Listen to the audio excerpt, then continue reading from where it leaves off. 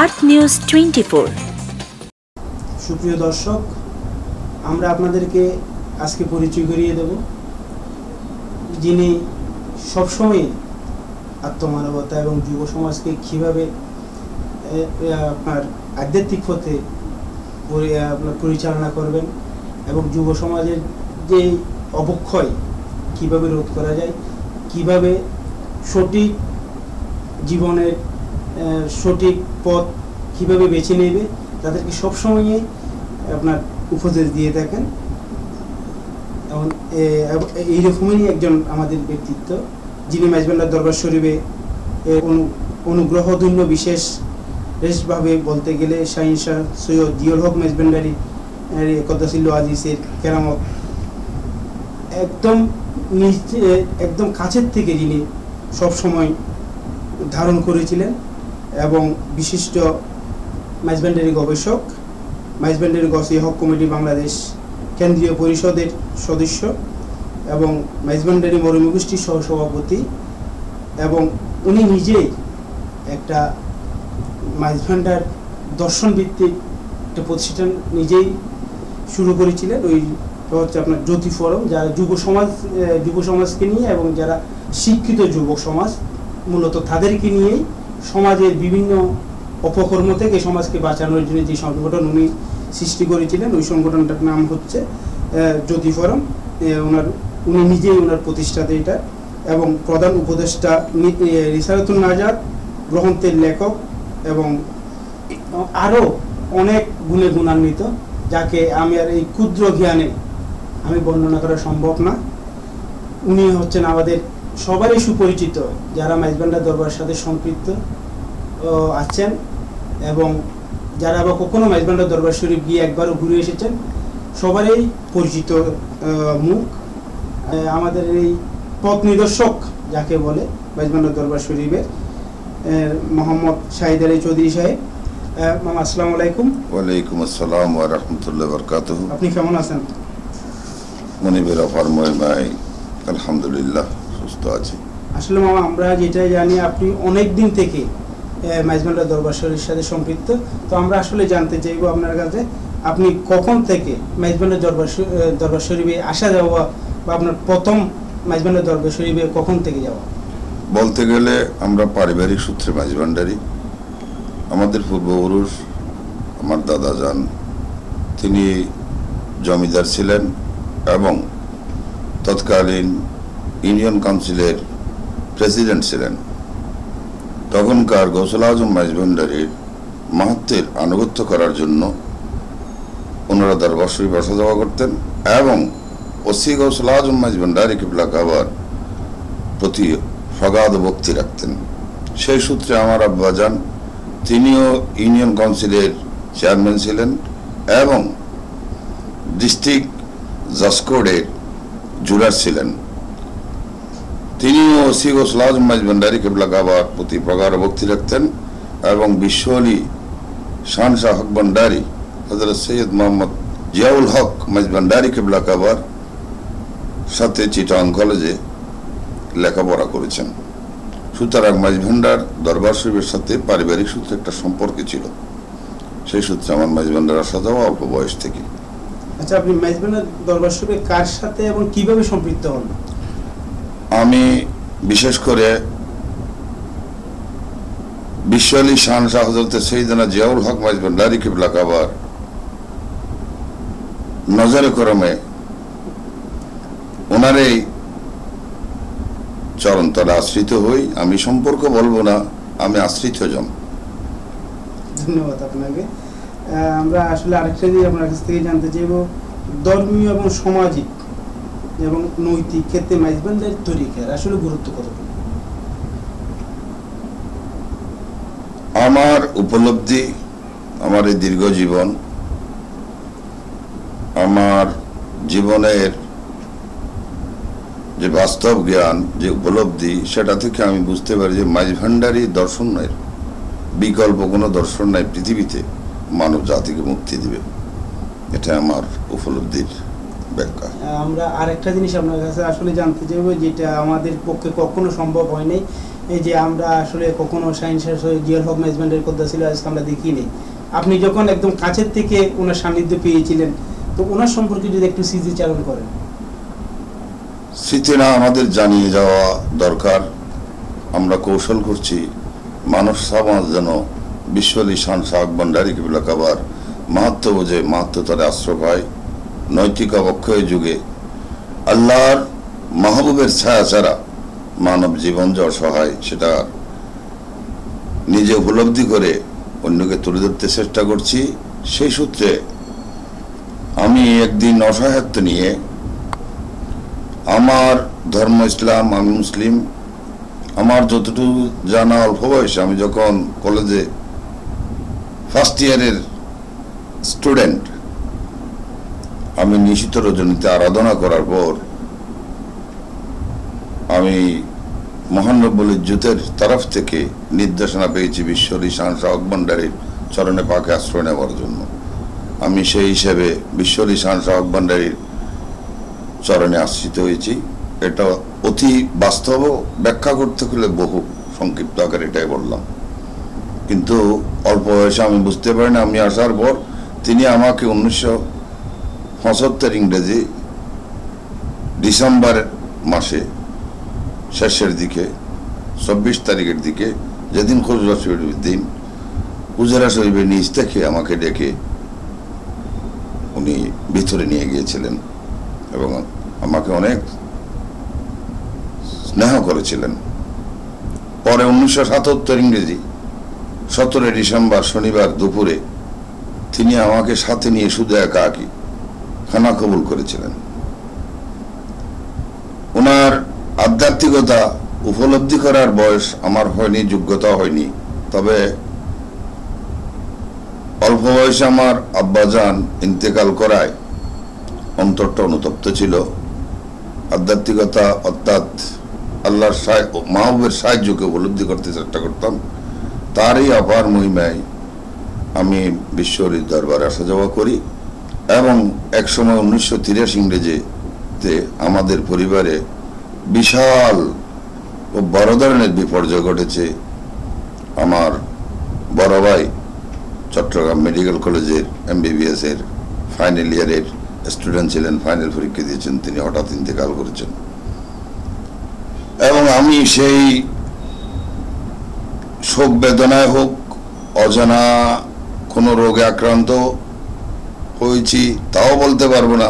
আমি নিজেও অসুস্থ হয়ে আমি ফিজে হাসপাতালে চিকিৎসারত ছিলাম। বিশ্ব আলী আমাকে সেখান থেকে তার রুহানি শক্তি দিয়ে আমাকে তিনি অন্তর্জগতে দর্শন দিয়ে সেখান থেকে নিয়ে এসে আশ্রয় দিয়েছেন।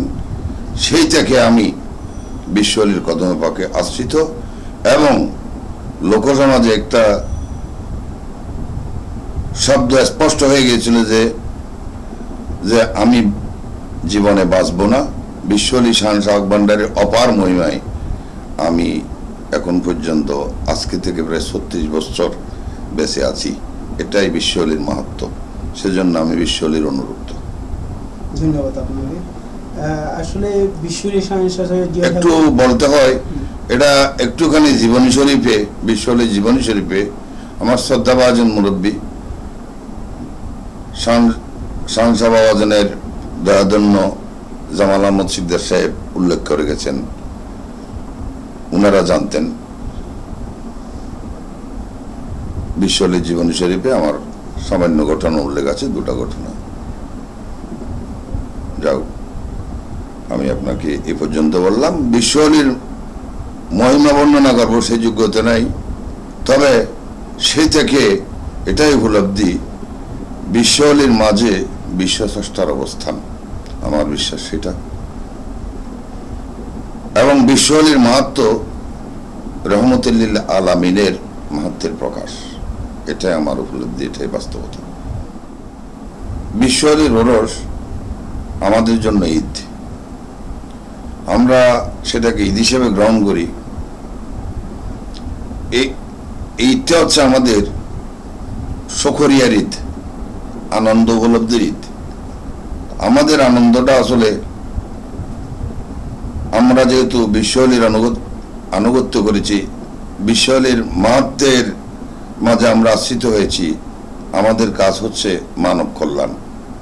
তা আমরা চিন্তা করি সব সময় এই সমস্ত দিনকে আমরা আমাদের মাঝে শ্রেষ্ঠতম দিন হিসাবে স্থান দিই আমাদের জীবনের জন্য। মানুষকে কিছু সেবা করার চেষ্টা করি। সেই সেবামূলক কাজের মধ্যে যারা লেখাপড়া করে, যাদের একটু অর্থাভাব আছে, তাদেরকে আমরা কিছু সহযোগিতা করার চেষ্টা করব অর্থ দিয়ে। কেউ আবার দরিদ্র আছে, তার খাওয়া দাওয়ার অর্থাৎ তার আহারের অসুবিধা আছে, সেখানে আমরা কিছু অনুদান রাখার জন্য চেষ্টা করি। এই সমস্ত কর্মসূচি আমাদের আছে, এবং যেটা থেকে আমরা ছুত মূল মাইজভান্ডারি দর্শন বা তরিকা, আমরা বৈষয়িক বিত্ত বৈভব ঐশ্বর্য এবং চাকচিক্যের করাতলে পড়ে যে আমরা ভোগবাদী হয়ে গেছি, ভাব করার আমাদের সময় নাই, সেটা আমরা সবাই দেখতেছি মানুষের মধ্যে। যে আমরা ধর্মীয় চেতনা জাগ্রত করার জন্য আমরা মাইজভান্ডারি দর্শনের ভিত্তিক আলোচনার ব্যবস্থা করেছি। যেমন এবার আমাদের সেই বিষয়ে হযরত গৌসুল আজম মাইজভান্ডারি কেবলা কাবা, ফাউন্ডার অব দ্য হোলি দরবার অব গৌসুল আজম মাইজভান্ডারি, যিনি শেষ গৌসুল আজম, বেলায়েতে মুতলাকায় আহমদি যুগের সূচনাকারী, খাতিমুল আওলাদ, রসুল পাক সাল্লাল্লাহু আলাইহি ওয়াসাল্লামের মাহাত্মের শেষ প্রকাশক, ওনার জীবনী শরীফ থেকে আমরা কিছু বিষয় সিলেক্ট করেছি। ওনার আবির্ভাব, ওনার উনি যে তশরিফ আনবেন ভবিষ্যৎবাণী মহিউদ্দিন ইবনুল আরবির, উনি যে সেটা বাস্তবতা আমরা যে পেয়েছি মহিউদ্দিন ইবনুল আরবির ভবিষ্যৎবাণীর, এবং গৌসুল আজম মাইজভান্ডারির যে লকব উপাধি সমূহ আছে, সেগুলার মাহাত্ম্য মানুষকে তুলে ধরার জন্য একটা আলোচনা সভার ব্যবস্থা করেছি। এবং গৌসুল আজম মাইজভান্ডারির জীবনী শরীফ যারা যুব সমাজ, তাদেরকে একটা বিতরণ করার জন্য আমরা পরিকল্পনা করেছি। ধন্যবাদ আপনার এই মহৎ উদ্যোগকে। আমরা আসলে আরেকটা জিনিস জানতে চাইব আপনার কাছে, যেটা হচ্ছে আপনার শাহীন শাহ সৈয়দ জিয়াউল হক মাইজভান্ডারি কদ্দাসিল্লাহু আজিজের বর্তমান স্থল বিষয়ক রাহবারে আলম সৈয়দ মোহাম্মদ হাসান মাইজভান্ডারির অনুগত এবং অনুসরণ করার যে অভিজ্ঞতা আপনার হয়েছে, এর আলোকে যদি আমাদেরকে কিছু জানান। আমার কাছে আমার উপলব্ধি যেটা ধর্ম সম্পর্কিত, কিছু কথা বলা যায়, আলোচনা করা যায় উন্মুক্ত, কিছু কথা নিষিদ্ধ, কিছু কথার ভাষা নাই। তবু আমি চেষ্টা করব যেটা আমার উপলব্ধি। আমি আরেকটা জিনিস আপনার সাথে শেয়ার করব, যেটা আমাদের শাহীন শাহ সৈয়দ জিয়াউল হক মাইজভান্ডারি কদ্দাসিল্লাহু আজিজের এর মুখস্থিত বাণী ছিল, আমার হাসান মিয়া অনেক মস্ত বড় ওলি, মানব কল্যাণের জন্য এসেছে, আপনারা যার যার সাহিত্য মধ্যে ইজ্জত করবেন। তো ওই ক্ষেত্রে এবং আপনি দুইজনেরই সান্নিধ্য পেয়েছেন। আসলে আমি তিনজনেরই সান্নিধ্য পেয়েছি। আমি খুশনসিবে ওসি গৌসুল আজম মাইজভান্ডারি কেবলা কাবার নুরানি চরণ আমার কপালে স্পর্শ আছে, চরণের, সেটা আমার সৌভাগ্য হয়েছে। শুকর আলহামদুলিল্লাহ। বিশ্বলী শাহীন শাহ ভান্ডারীর নুরানি চরণ মোবারক আমার কপালে স্পর্শ আছে। এবং বর্তমান বিশ্বলীর স্থলাভিষিক্ত যিনি আমার মনিব, যার চরণগত হয়ে আমি আশ্রিত রয়েছি, যার সন্তুষ্টির লক্ষ্যে আমার সকল কর্মকাণ্ড, রাহবারে আলম নুরুল আলম মাওলা হুজুর মাইজভান্ডারি হযরত সৈয়দ মোহাম্মদ হাসান মাইজভান্ডারি মাদ্দাজিল্লাহুল আলীর নুরানি চরণ আমার স্পর্শ হয়েছে। এবং আজকে থেকে উনার এই পৃথিবীতে যা আমরা বয়স হিসাব করে অল্প বয়স থেকে উনার সান্নিধ্যে থাকার আমার সৌভাগ্য হয়েছে। সেই হিসাবে আমি বিশ্বলী এবং সৈয়দ মোহাম্মদ হাসান মাইজভান্ডারির মধ্যে কোনো তফাৎ দেখি না। কারণ 1977 ইংরেজির 17ই ডিসেম্বর যখন বিশ্বলি আমাকে একান্তভাবে হুজুরা শরীফে নিয়ে কানা কবুল করছিলেন, তখন হযরত সৈয়দ মোহাম্মদ হাসান মাইজভান্ডারী মাদ্দাজিল্লুহুল আলী সেখানে উপস্থিত হয়েছেন। অল্প বয়সে, দুনিয়াবি বয়স মনে হয় 7 বছর। আমাকে বিশ্বলি বলছেন যে তিনি জগতের কল্যাণের জন্য এসেছেন, আমরা আপনারা ওনার দিকে চেয়ে থাকি। জি মামু সাহেব, তিনি এই ভাষা আমাকে ব্যবহার করছেন। আসলে ওনার এই বাক্যটাই শেষ হলো। আমার জীবনটা ওনার চরণে উৎসর্গিত। মাওলা হুজুর মাইজভান্ডারী কেবলা কাবার। আমি যখন 83-তে অসুস্থ হয়েছিলাম, মাইজভান্ডারী শরীফ বিশ্বলির দয়া প্রার্থনায় গিয়েছিলাম। মাওলা হুজুর হযরত সৈয়দ মোহাম্মদ হাসান মাইজভান্ডারী আমার সাথে গিয়ে বিশ্বলিকে সরাসরি আবেদন করেছেন।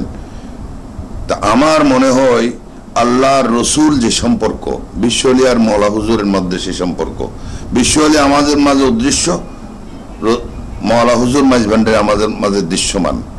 তো এই আমি মাওলা হুজুর মাইজভান্ডারী কেবলার চরণগত বিশ্বলির নির্দেশে, এবং বিশ্বলি আমাকে বাস্তবতার নিরিখে ওনার অনুগত থাকার জন্য দিয়েছেন।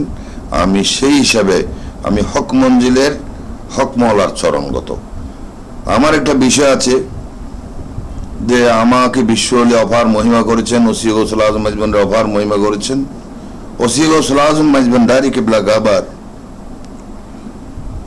চরণে উৎসর্গিত প্রাণ, যিনি গোপন, যার নাম উল্লেখ করা নিষেধ, মাস্টার সিদ্দিক আহমদ চৌধুরী আমাকে অন্তর্জগতে দেখা দিয়েছেন এবং বেলায়েতে মুতলাকা শরীফ মাইজভান্ডারী দর্শন সম্পর্কে উনি আমাকে 8 বছর শিক্ষা দিয়েছেন। তো আমি ওনার সাথে বেলায়েতে মুতলাকা সম্পর্কে যে আমার যে বাস্তবতা, আমি সেই বাস্তবতার আলোকে আমার জীবনকে পরিচালিত করতে চাই। মাওলা হুজুর আর বেলায়েতে মুতলাকা ওতপ্রোতভাবে সম্পর্কিত। বেলায়েতে মুতলাকা বলতে আমরা কি, বেলায়েতে মুতলাকা যুগ, অর্গল মুক্ত ওসি প্রেমবাদ, সেটার জন্য আমাদের আসলে যোগ্যতার প্রয়োজন। আমি তো ভাষায় বলতে পারতেছি না। নীতিগত আধুনিকতা মহান রব্বুল ইজ্জত পছন্দ করেন। কোরআনে করিমে সূরা আর রহমানের আয়াতে করিমা, কুল্লা ইয়াউমিন হুয়া ফি শান, নিত্য নতুন শানময়। আমি নীতিগত আধুনিকতার ভিত্তিতে আমার জীবনকে আমি পরিচালিত করার চেষ্টা করছি এবং করতে থাকব। সেজন্য আমাকে হয়তো সাধারণ দৃষ্টি থেকে উপলব্ধি করতে পারতেছে না, কারণ আমি নীতিগত আধুনিকতার ভিত্তিতে আমার জীবন পরিচালনা করতে চাই। যুব সমাজের প্রতি আপনার এই যে মাইজভান্ডারী তরিকা এবং আপনার যে ওলিয়া কেরামদের সাথে আপনার সান্নিধ্য, এই দৃষ্টিকোণ থেকে আপনি কি মেসেজ তাদেরকে দিবেন? গৌসিয়া মঞ্জিলের সাজ্জাদানসীন যুগোপযোগী নৈতিক অবক্ষয় থেকে যুব সমাজকে মুক্ত করার জন্য যে সংগঠনটি করে দিয়েছেন, সেটার নাম তাজকিয়া, আত্মশুদ্ধি। আমি যুব সমাজের প্রতি আহ্বান করব, তাজকিয়া সংগঠনের দিকে লক্ষ্য রেখে সেটার সাথে সম্পৃক্ত হয়ে আত্মশুদ্ধির পথে অগ্রসর হওয়ার জন্য। না হলে যুব সমাজের যে নৈতিক অবক্ষয়, সেটা কোনোদিন রোধ করা যাবে না আমার দৃষ্টিতে। এবং সে আলোকে আমারও একটা সংগঠন আছে, ইনশাআল্লাহ রাহবরে আলম নুরুল আলম হযরত সৈয়দ মোহাম্মদ হাসান মাইজভান্ডারী মাদ্দাজিল্লুহুল আলীর অপার মহিমায় নজরে কারেমে যে জ্যোতি ফোরাম সংগঠন আমি করেছি, অনেক দুস্থ মেধাবী ছাত্র সেখান থেকে আজকে উচ্চ ডিগ্রি লাভ করেছে। কেউ ব্যাংকার হয়েছে, কেউ কলেজের লেকচারার হয়েছে, কেউ ইঞ্জিনিয়ার হয়েছে, কেউ ডাক্তার হয়েছে। তারা অনেক উচ্চ শিক্ষায় শিক্ষিত হয়ে যুবক এবং যুবতী, তারা এখন জ্যোতি ফোরামের কাজ করতেছে। তারা দেশের বিভিন্ন ইউনিভার্সিটিতে আছে, বিদেশেও তারা ছড়িয়ে পড়েছে। কারণ আমি সবসময় চেষ্টা করতাম, আমি বিশ্বলি শাহজাহান হক ভান্ডারী আমাকে যে উপলব্ধি দিয়েছেন, সেই উপলব্ধি থেকে আমার লেখাপড়া থেকে বাস্তব জীবন থেকে আমি চেষ্টা করতাম যে পৃথিবীতে সবচাইতে গোপন জিনিস হচ্ছে স্রষ্টার সাথে সৃষ্টির সম্পর্ক। সেটা মুখে ধারণ করে আমি নীতিগত আধুনিকতার ভেতর চলাফেরা করে আমার কর্মকে গোপন রেখে আমি কর্ম পরিচালনা করেছি। ইনশাআল্লাহ মাওলা হুজুর মাইজ ভান্ডারী এখন সেই কর্মফল আমাকে দান করতেছেন। তারই অপার মহিমা এবং তারই সদয় নির্দেশে আমি জুতো ফোরাম করেছি একমাত্র নথি খবর রোধ করার জন্য। এই জুতো ফোরাম সংগঠন তাস্কিয়া সংগঠনের সহযোগী সংগঠন, এবং কি জুতো ফোরাম থেকে একাডেমিতে অনেক সদস্য মাইজ ভান্ডারী একাডেমিতে গবেষণায় আছে, উচ্চশিক্ষা লাভ করে। সুতরাং এই পদ্ধতি ছাড়া যুব সমাজের আর কোনো উপায় নেই। আমাদেরকে বাইরে থেকে যারা সমালোচনা করতেছে তাতে আমরা কোনোভাবেই বিচলিত নই, কারণ আমাদের তো লক্ষ্য হচ্ছে মালিকের সন্তুষ্টি। তিনি আমার উপর সন্তুষ্ট আসছেন কিনা, আমার কর্মগুলো তার সন্তুষ্টিত হচ্ছে কিনা। সুতরাং মালিক আমাদেরকে সেই হিসেবে সন্তুষ্ট রেখেছেন, তিনিও আমাদের প্রতি সন্তুষ্ট আছেন, সে ভরসা আমরা রেখেছি। আমি আকুলভাবে ফরিয়াদ জানাই, যদিও শাহেদ আলী চৌধুরী একজন ব্যক্তি, মাওলার গোলাম হিসেবে আমি ব্যক্তি নই, এটা নিশ্চিত। কারণ অসংখ্য প্রাণের সমাহার আমার এই প্রাণের মাঝে, অসংখ্য অসংখ্য ফরিয়াদি দেশে বিদেশে নারী পুরুষ রয়েছেন। সকলের প্রতি যেন মাওলা হুজুর মাইজ ভান্ডারী নজরে করম অতীত হয় এবং জীবনদণ্ড হয়, সে ফরিয়াদ জানাচ্ছি। এতক্ষণ পর্যন্ত আমার সাথে যা বলে গেলাম সব আমরা মাইজ ভান্ডারী দরবার শরীফ এবং মাইজ ভান্ডারী শরীফের দর্শন নিই। আপনার ব্যক্তিগত জীবন সম্পর্কে আমরা কিছুই জানি না, ওই বিষয়ে যদি আমাদেরকে একটু বলেন।